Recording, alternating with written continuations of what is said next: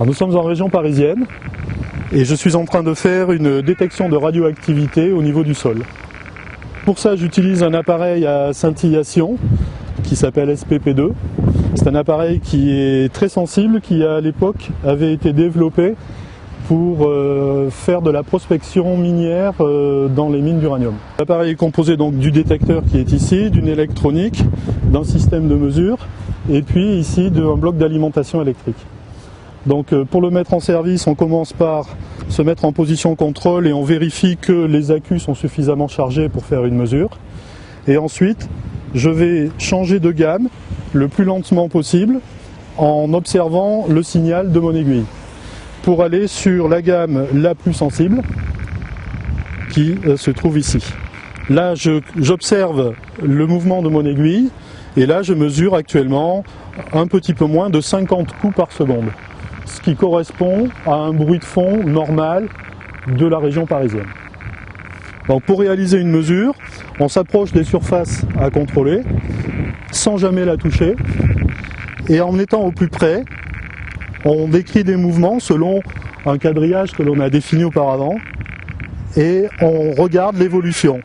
Et là, je me rends compte au bruit que j'ai une élévation du taux de comptage.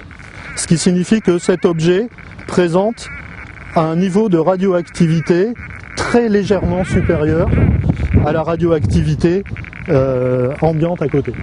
Puisqu'ici j'étais à 50 coups par seconde et sur l'objet je suis à 75-80 coups par seconde. À partir de maintenant, je vais essayer de déterminer quelle est la nature de la radioactivité émise par l'objet et surtout quel est son niveau de danger. Donc pour ça, je vais changer d'appareil et je vais utiliser un appareil qui s'appelle un détecteur de spectrométrie gamma. Donc on positionne l'échantillon en regard du détecteur et on lance une acquisition.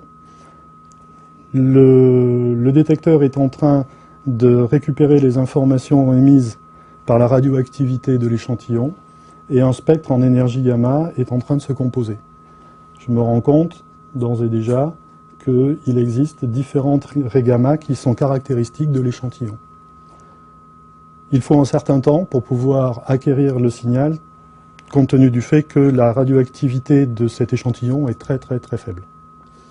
Alors le spectre en énergie gamma de cet échantillon me permet de déterminer qu'il est composé de radionucléides naturels, puisque nous avons du potassium 40, du thorium 232, du thorium 228, du radium 226, qui sont des radionucléides naturels, normalement contenus dans les morceaux de granit que l'on trouve en France.